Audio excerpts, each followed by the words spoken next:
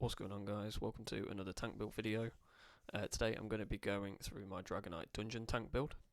I have recently put out a video going through in detail all of the skills of the Dragonknight and the general sort of overview of it as a tank in all content. So definitely check that out. But in this video now, more concisely, we're just going to go through my setup for dungeon content. So I'm going to go through all of the gear, the skills that I'm running, the full setup, and I will put a gear sheet in there as well so that you can see all of the gear and traits and enchants that I'm running with this setup as well. As always, if you do watch any of my videos and find them useful, please do leave a like on the videos and also subscribe to the channel. And then as always, if you have any questions, please feel free to leave a comment as well. Okay, so let's get into the build. So first of all, the race on my Dragonknight. My first choice for race would be a Nord. I always choose Nord on my DK tanks. So you get health and frost resistance first of all, but the two main reasons why we want to be a Nord is we get the ultimate generation, so we're getting our ultimate back quicker. And one of the ways that we sustain on a Dragonknight is whenever we use our ultimate, we get a lot of our resources back. So the extra ulti generation is really nice. And the second reason is we also get the physical and spell resistances, so it's helping reach our resistance cap a little bit easier. So that would be my first choice. Alternatives that you can choose if you want to go more down the sustain route, you can go with Imperial, which is going to give you sort of overall better sustain by reducing the cost of your abilities. You've got Argonian, which sustains through using potions. And then you've also got Redguard, which is helping your stamina sustain, and Breton, which is helping your mag sustain as well. But ultimately, any race can be used for a tank, so even if you don't have sort of a meta tank class, you can still turn it into a tank, and it will definitely be good enough for dungeons. Moving on to the Mundus stone. So I'm running the Archdruid. I pretty much always run this on my tanks. This is just going to give us mag recovery, which through self-healing, through buffs, through shields, is something we're always going to need. So this is pretty much what I will always run on my tanks. For the consumables, so I'm running Bewitched Sugar Skulls because I like to have the max resources. If you prefer to not have max resources quite so high, so I like having high max health, stam and mag, but if you would prefer to go for a food that doesn't give you such high mag and stam and instead will give you more recoveries, then you can use either Jewels of Misrule or Zorga Smoke Bear Hunch. This is pretty similar to Bewitched Sugar Skulls, but again it's giving you recoveries instead of max resources. But my personal choice is Bewitched Sugar Skulls, and a slightly cheaper option, which is pretty similar, but it's not going to give you the health recovery, is Longfin Pasty as well. So my choices would be Bewitched Sugar Skulls or Longfin Pasty, personally. For potions, we're running the Crown Tri-Stat pots, or you can use the player crafted Tri-Stat pots. If you do buy these or make them yourself, make sure you make the right ones. You're looking for the ones that are going to give you health, mag and stam back immediately, but then also give you the 3 recovery elements as well, so health recovery, mag recovery and stam recovery. These are just going to generally help us sustain overall, so they are the best ones to use. You can, if you've got a lot of money, also use the ulti pots, the heroism pots, which are also just going to help you recover your ultimate a bit faster, but I wouldn't go for that unless you're really sort of progging some hard trial content, to be honest. For dungeons, I would definitely stick with the cheaper Tri-Stat pots. So going on to the gear. So first of all, the first 5-piece set I'm running is Powerful Assault.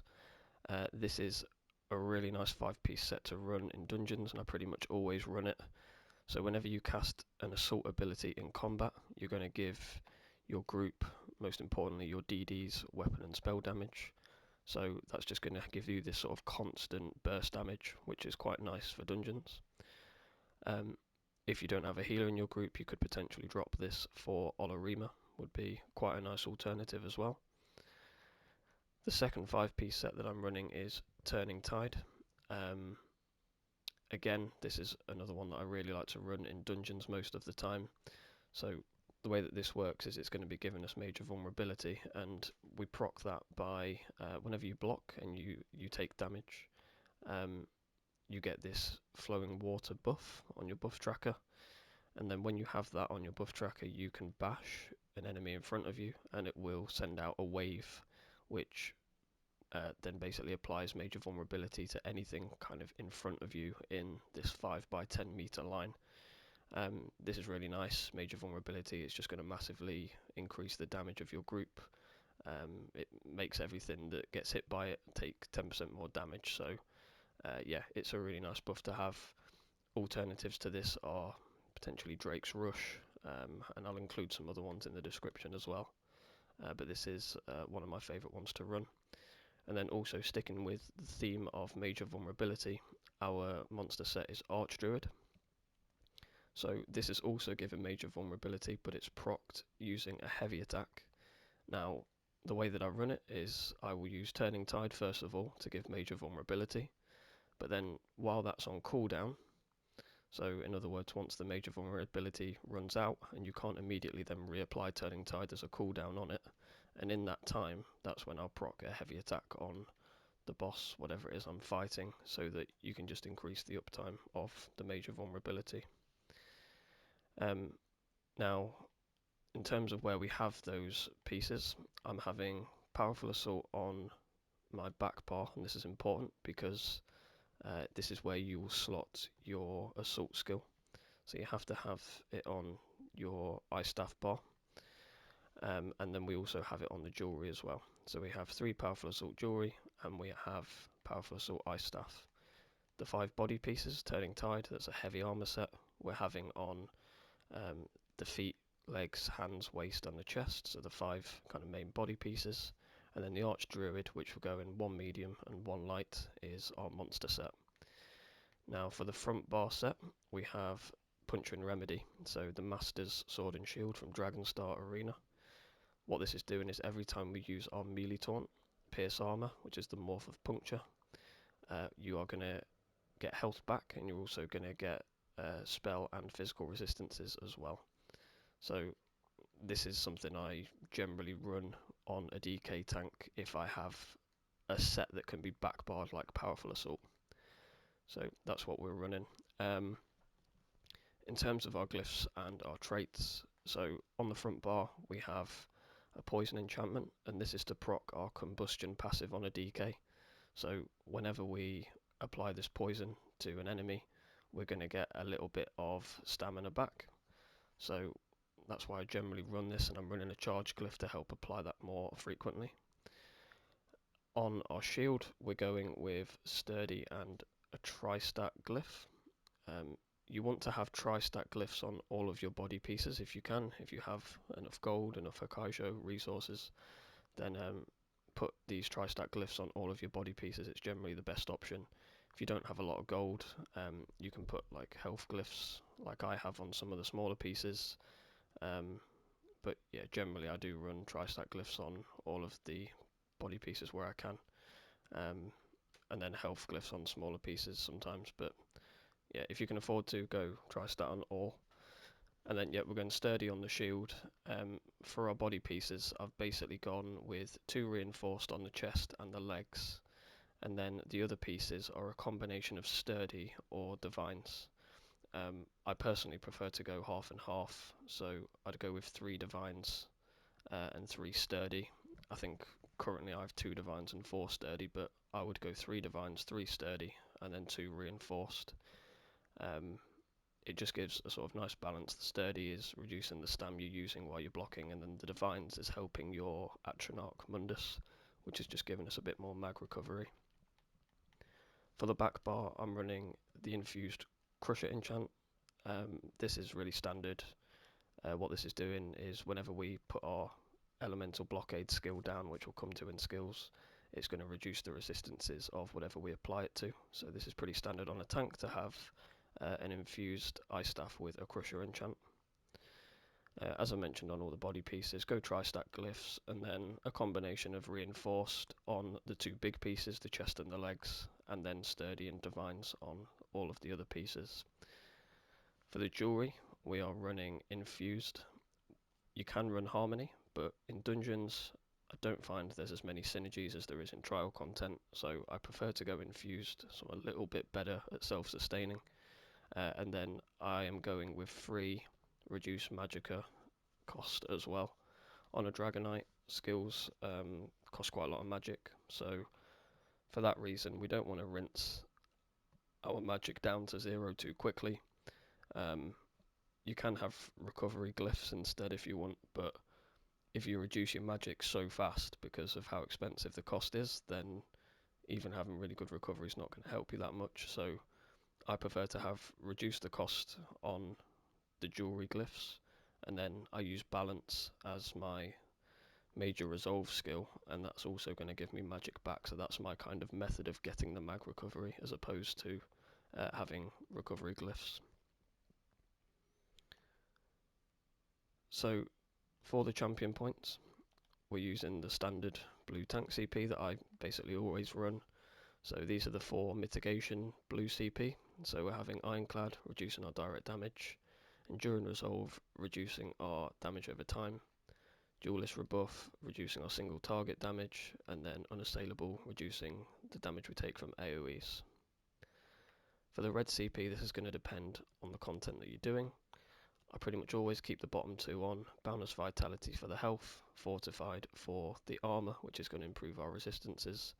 If you find your resistances are high enough, you could drop Fortified for one of these other options. But generally, I do keep those 2 on. And then for the other 2, it depends on what content you're doing, but as a sort of all-round quite nice setup, I'm using Bastion, which is going to improve my damage shield effect. So that's basically my Ignious shield that I'm using quite often. That's going to have more of an effect from running Bastion. And then Shield Master is going to reduce the cost of it, so it allows us to use it a bit more often. So these 2 are quite nice to run. If you're taking quite a lot of damage in a fight, you can drop the Shield Master, where you're not reducing the cost of the damage shield, and replace it with Ward Master, where you're actually then reducing the damage you're taking even further, so that when you have the damage shield active and you're blocking, you take less damage. So that's another nice alternative as well. Expert Evasion, if you need to do a lot of roll dodging, you get one for free every 30 seconds, that's quite nice. If you're taking serious damage in a fight and you don't need to move much, Brace and Anchor's a nice option. It slows you down, but it increases your block mitigation quite a lot. And then Celerity is kind of the opposite. It allows you to move quite quickly if you need to be quite mobile in a fight, but it's not going to give you any more benefit than that. So moving on to the skills, I'm going to be showing you 2 setups. I'm going to be showing you an ad setup, which is the one I'm currently on, and then I'm also going to show you a boss setup. Now, if you don't want to be changing skills all the time, like, I understand that, to be honest, a lot of the time I don't either, especially if it's easier stuff. You can pretty much just run the boss setup, to be honest, a lot of the time, but we'll go through both anyway. So first of all, we're running Ignious Shield. This is something that I spam quite a lot. It's just giving us a nice damage shield. It gives a little one to our team as well, but a bigger one to ourselves, and it's also given us major mending, so we do more healing as well.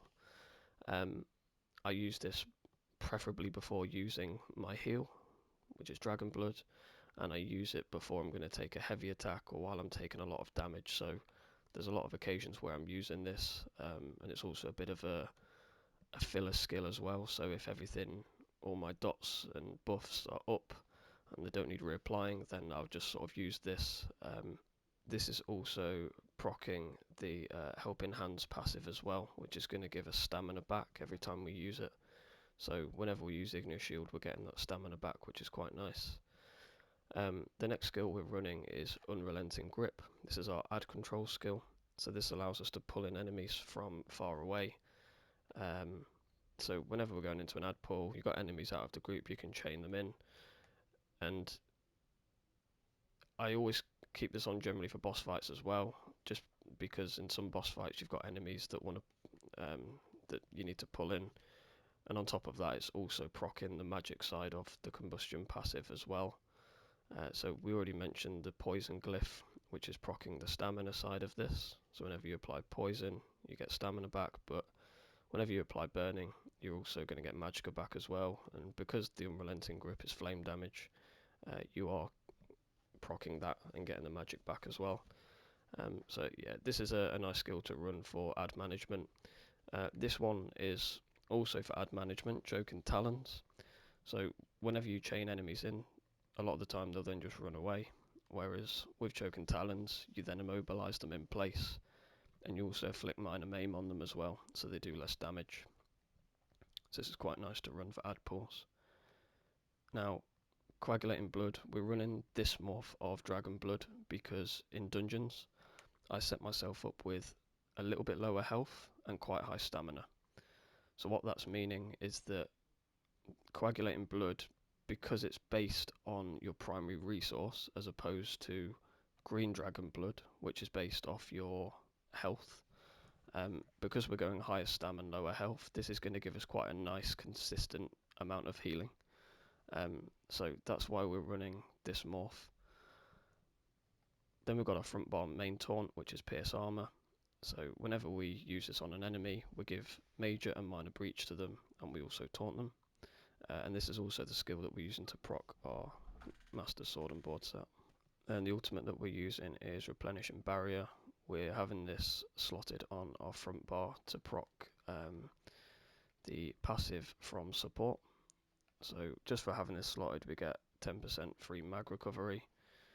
If you're new to tanking, I probably wouldn't run the barrier. I would instead probably change this for Magma Shell, which would just give you a bit of a panic button whenever you need it. You can proc this and you'll basically be invincible for a short period of time.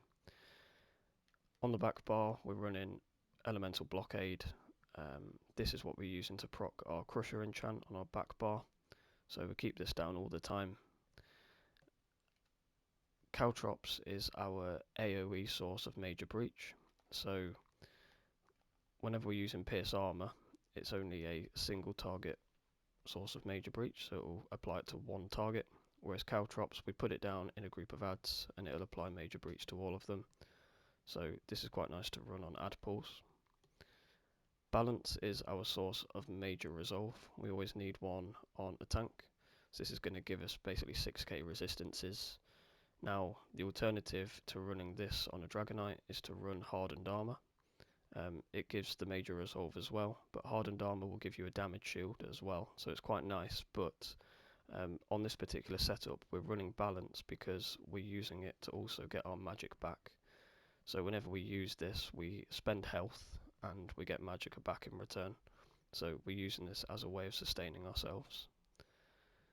Pulsar is going to place minor mangle on our enemies, so it's reducing their health. So this is quite a nice one, again, to use in a group of enemies. You use it and you reduce the health of all the targets. And then Frost Clench is our back bar taunt.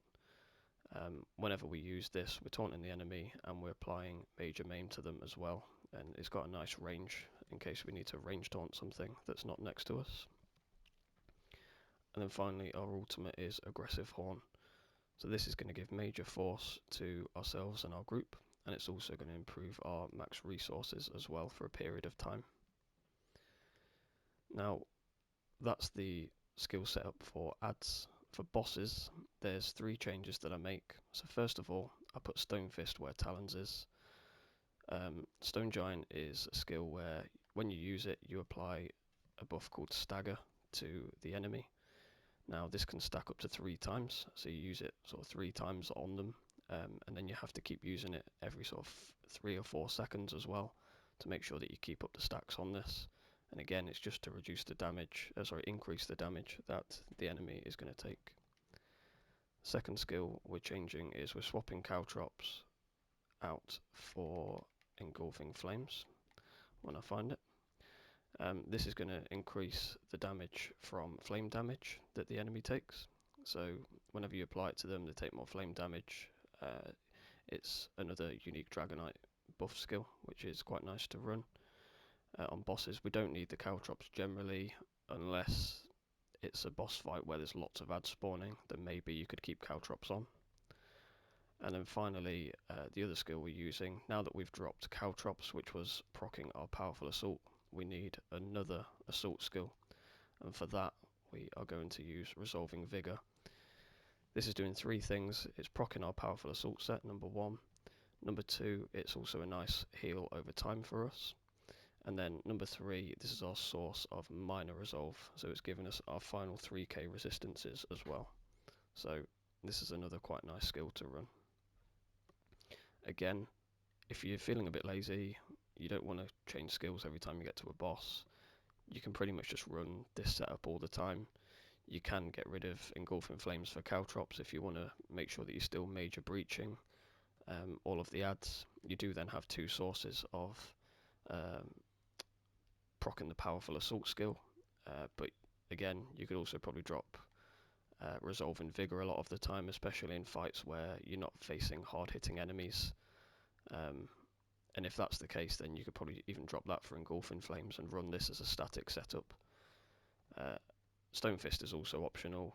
It's only really if you're going to be sort of pushing quite high damage on a boss, and then you could also drop that as well for something else. But generally, I've gone through my ad setup, and I've also gone through my boss setup as well. So I'm just going to quickly pop back to the boss setup that I was on, just to make it clear of what I'm running. Now, finally going on to the attributes, this is something I always do last. Once you've done all your gear and you've put all your glyphs on, go and set up your attributes, just to show what my max resources are. In dungeons, I'm aiming for about 37k health, so the first thing I'll do is I'll put attributes into health to achieve that 37k mark. I've then aimed for about the 20k magicka mark, so I've put just a small number into there to achieve about 20,000 mag, and then the rest I've put all into stam, and that's mostly for stam resources, but it's also in order to help our coagulating blood heal. As we've seen, the higher our stamina is, the more health we are going to heal from this.